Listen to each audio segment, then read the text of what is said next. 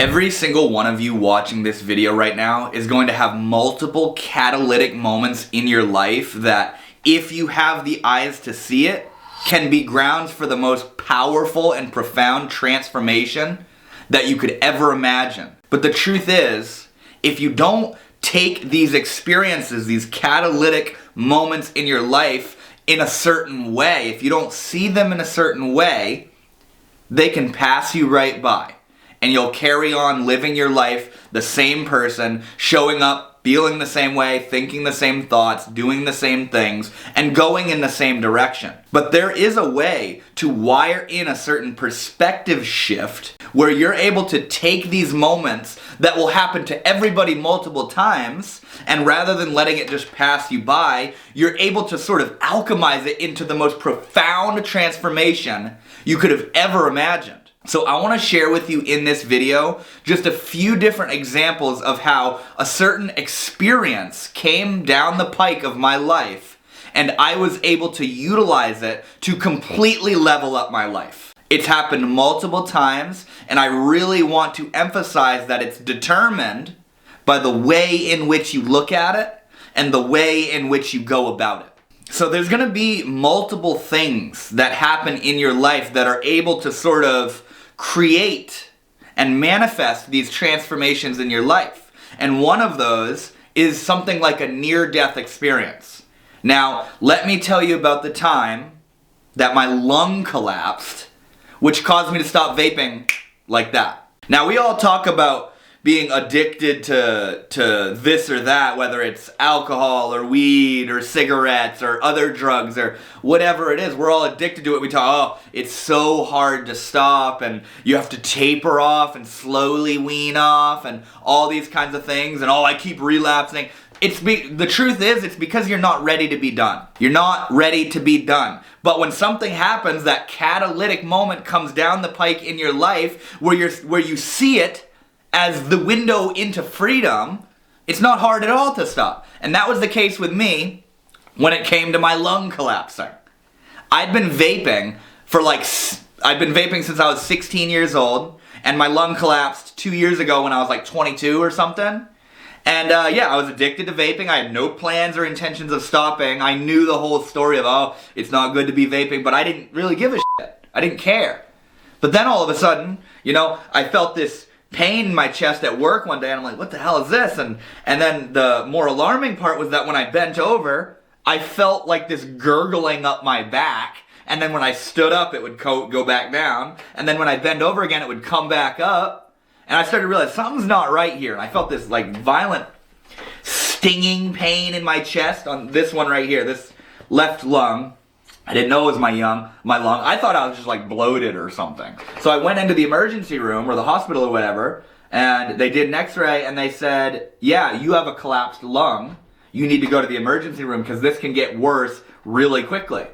And when I heard that, I immediately went from somebody who vapes to somebody who no longer vapes. Just like that. No problems. No ifs, ands, or buts. No bitching and moaning about it. It was a change. It was a transformation. And the collapsing of my lung was that catalytic moment, which was good enough grounds. It justified enough to me to stop vaping. No problem. So my lung collapsed, and I said, okay, I'm done vaping. Simple as that. No more logic to it. No struggle. No, I'll take one more hit. No, okay, I better slowly stop vaping. No, I was done. Completely done. But see, a lot of us, it's horrifying too. Like I know somebody that died of throat cancer from smoking cigarettes, and dude, he was like, he'd lost like 200 pounds. He was like caving in on himself, essentially rotting. And guess what? He was still smoking cigarettes. This is why I'm saying, if you don't have the eyes to see these catalytic moments, nothing will change. These catalytic moments come down the pike in our life a lot more than you would think. We think nothing's changing, nothing in my life is changing, it's all the same. Well, what if the opportunity, what if God or the universe keeps manifesting all these different opportunities to change, but because you aren't primed and looking, because you don't have the right eyes to witness it, you keep missing all these transformations. So something like a near-death experience where you almost get hit by a car, or you almost get caught in a house fire, or your lung collapses, or whatever it is, a near-death experience can be a wake-up call to a lot of us.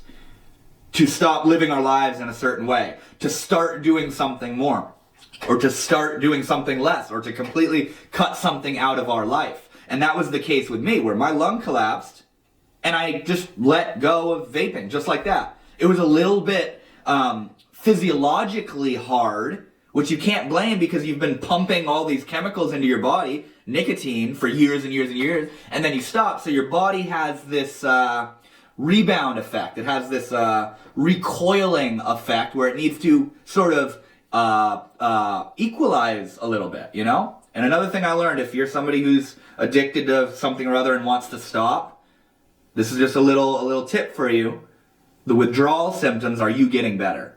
So you can take that with a grain of salt. The feeling of wanting it when you're not giving it to yourself is the feeling of your body getting rid of it and dispelling of the wanting of it. But that's kind of aside from the point. The point I wanted to make here is that my lung collapsing was a powerful enough catalytic moment to completely change the course of my life. Where in a single moment, I went from being somebody who's addicted to vaping to somebody who's never gonna smoke nicotine again. Another example I have of one of these profound catalytic moments that can happen in our life is letting go of a toxic relationship. Now, I'll tell you right now, the reason I'm right here talking to you is because I let go of a toxic relationship close to 9 months ago. It was last November, somewhere around November of last year. I was it wasn't even a relationship. I was so naive to what it meant to love myself, to respect myself, to have boundaries, to know how to say no, to know how to share how I'm feeling. I was so emotionally and relationally ignorant prior to this relationship situation. It was a situationship, whatever you want to call it. I wasn't with this person, but we were doing shit together, and I was like, what are we? And they were like, I don't know, but let's keep going. And I was like, okay, because I don't love myself enough to say I don't want this, you know? So what happened was I started feeling progressively more and more and more like crap because I was being treated horribly, my boundaries were being crossed, my needs weren't being met, and it was a whole hurricane of toxicity. And because I had never known any better than that, I didn't recognize it as toxic. I wasn't able to see it as bad.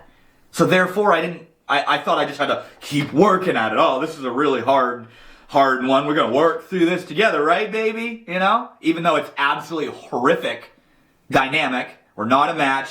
I don't even like them. I'm just kind of blinded by emotions and this kind of stuff.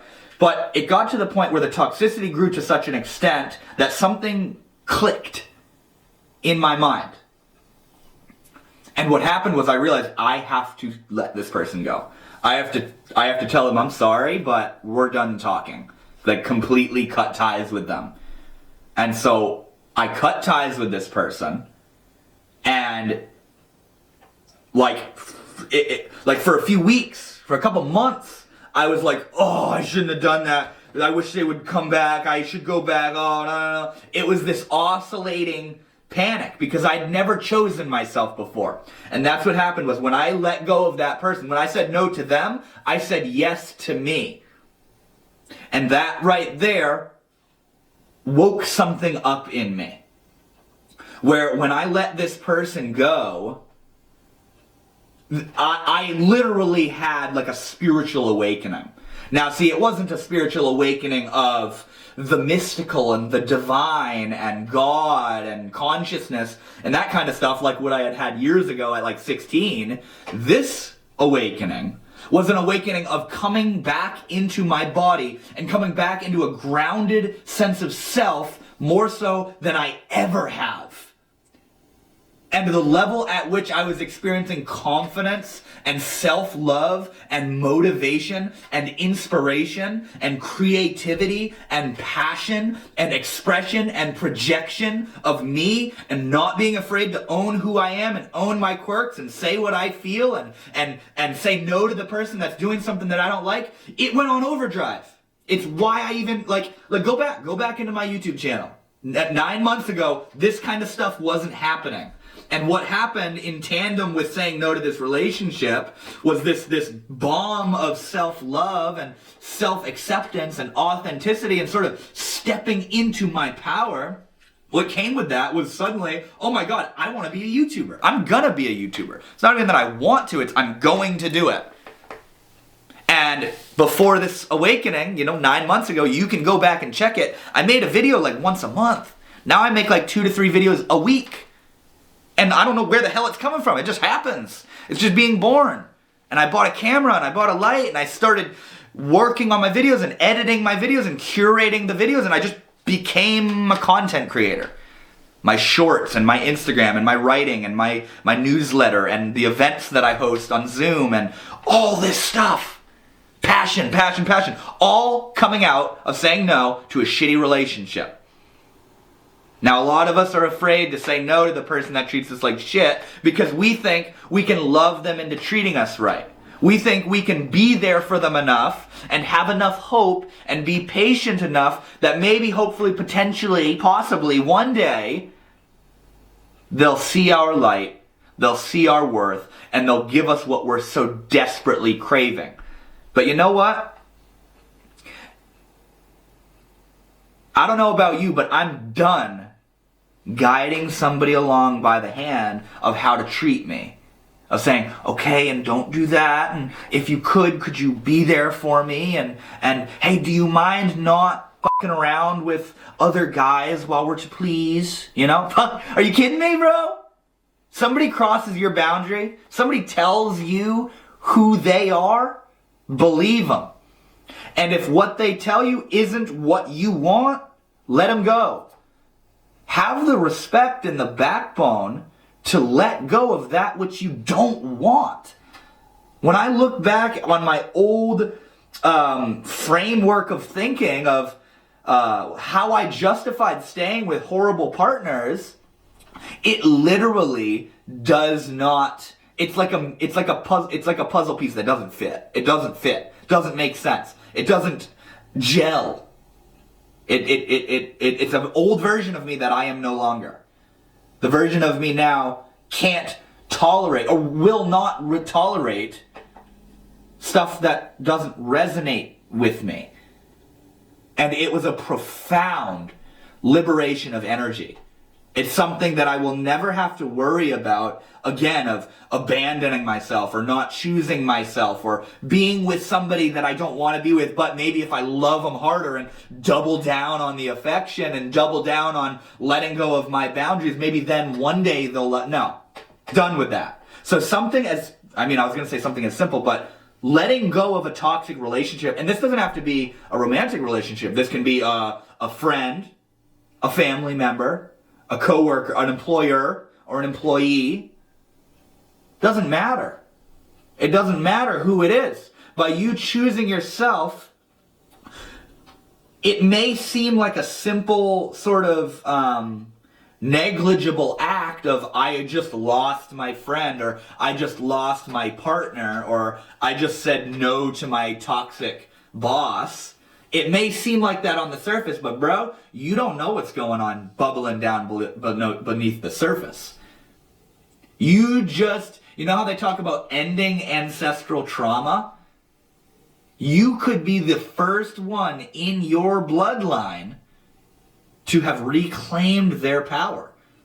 And you aren't even aware yet of what's going to come from that.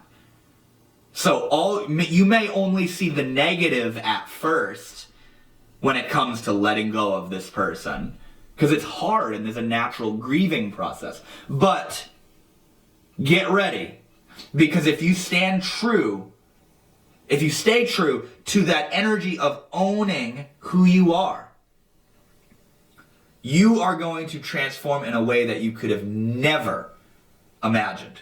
Another example of one of these catalytic moments that's happened to me personally is traveling. Traveling has absolutely transformed my life. I've been to a few different places now, you know. I went to Utah a few years ago. I went to Mount Shasta in California. I went to New Mexico and saw the Rio Grande. I went to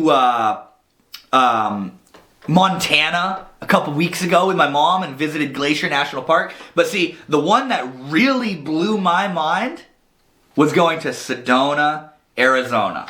Now see, traveling to me is a spiritual experience. I don't just pick where I want to go. I'm gonna go here. No, I get magnetized to a particular place. Every single place I've been to is for a reason beyond my will.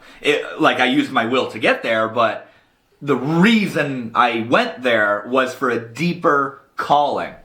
And it's exciting too, because right now I don't know where I want to go next, and I'm not gonna just pick, it pops up. It calls to me. And every single time I've traveled, something or other takes place. And the most prominent example of this that I have is going to Sedona. So I went to Sedona because I got a calling to go. It was so beautiful. And it came out of nowhere. Literally, the idea of going to Sedona and having plane tickets to Sedona happened within 24 hours. Completely spontaneous. I was like, holy crap, I guess I'm going to Sedona. And man, I'll tell you right now, when I went to Sedona, the energy there, corresponding with my body and mind and spirit and the state of my life that I was in at that time, this was back in May, it was absolutely transformative. I don't know what it was about being in Sedona, but being there, I was like done and complete and fulfilled. And I was just living it up, bro. Like, I had no problems, no concerns. I was rocking my life. And guess what? It was in Sedona that I met my beautiful girlfriend, who came into my life in the most beautiful, mystical way. It was not just in being in Sedona, but in being in the energy of fulfillment and abundance and happiness that she came into my life. And if that doesn't speak to the importance and to the power of living in a fulfilled state, I don't know what does. When I look back on Sedona, that experience and going to Sedona, it's mind-blowing. Because I wasn't even aware of it at the time, that I was just like on cloud 9. I just felt so sure and so fulfilled and so content and just living it up, bro. Acting as if, as it's called in the law of attraction community, of acting as if. I wasn't even acting as if. I was the if. I was living from the end. Complete fulfillment. And that taught me something. Not only did it gift me and bless me with a beautiful girl that I get to call my partner now, but also, looking back on Sedona, it taught me about fulfillment, about acting as if, about living from the end, which is an energy that when I embody it, I'm in it right now, when I embody it, it's such a high vibration of power and love and fulfillment and authenticity and passion and creativity. I feel like I could friggin' hurl my fist through a wall or something, you know? Like, it's electrifying. It's beautiful. And it's where these videos are born from. It's where my passion lies. And for some reason, going to Sedona was a catalytic moment of solidifying that into place. And see, that traveling to Sedona, it was in tandem. It was in tandem with the letting go of that toxic relationship in November of last year or whatever. All this stuff correlates together. You know? So, I mean, to share with you another example, when I went to California a few years ago, it was beautiful being out there, but it was when I came back that the shift happened. And what happened was I came back and I realized I didn't like the state of my house. I didn't like the way I was living. and I completely deep cleaned everything and changed my life and told my brother, you need to start cleaning up after yourself, and we can't live like this, and all this stuff happened. It was a wake-up call. And the idea here is traveling, traveling and letting go of somebody and near-death experiences, all these things. The common denominator here is that there's a certain degree of the unknown. And here's where things are about to get juicy, because it's in the unknown that all your potential lives. What you want, we could agree, isn't here yet, right? So where is it? It's in the unknown. It's in the outside of the known. It's not here, so it's in the unknown. It's in the future. The future is another word for the unknown.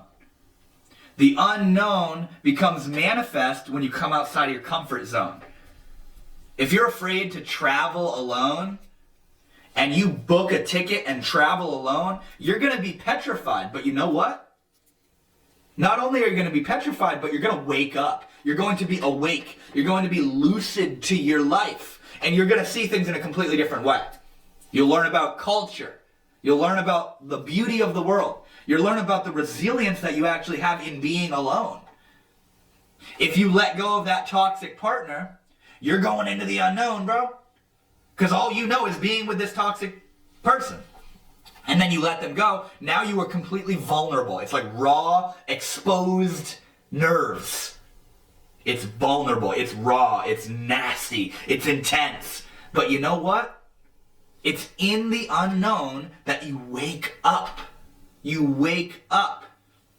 The image I often use is how when you learn something new, it's like learning something new. The unknown holds within it the same potential as when you learn something new. When you learn something new, remember driving? When you first started driving, it's like you didn't know how to do it and you were so on edge and oh my God. Now it's just this automatic thing that you can't think less about. You just do it. But see, we can move our entire life into the category of the automatic, aka the comfort zone. But when we come out of our comfort zone, when we learn something new, when we let go of something that creates the comfort zone, where you move to a new city or a new country, or you let go of somebody, or you're willing to open your heart to somebody else again, or you travel, or you quit your job, or you rearrange your house, or you let go of smoking weed or smoking cigarettes or drinking alcohol. When you make these gigantic shifts in your life, and hold true to them, the only thing that can happen is a liberation of energy, because your energy is locked and pooled up inside of the comfort zone. And man, when you get outside that comfort zone, you become a liberated being, an energetically liberated being, where so much is able to happen. And it gets to the point where you start to crave and long for the unknown and despise the comfort zone. Do you really want to go to the same job and do the same shit and talk to the same people and eat the same things and go to work the same way and come home the same way and do the same stuff on the weekends and read the same books and scroll the same posts and play the same games and watch the same movies and TV? Do you really want just the same? If you say yes, it's not really you saying yes. That's the ego that wants to survive, not thrive. You want to thrive, but you can get buried in the mess of the ego that's just trying to keep its shit together. But when you go outside the comfort zone, your ego panics. That's why you're outside of the comfort zone. But it's actually by being outside of the comfort zone that the most profound change is able to happen. And see, when I talk about having the eyes to see these catalytic moments, what I'm saying is you need to be willing to see that leaving your partner, your toxic partner, or your toxic partner discarding you, or your lung collapsing and almost dying, or quitting your job, or traveling on a vacation, or these hard moments in our life, if we're able to see them as fuel for transformation,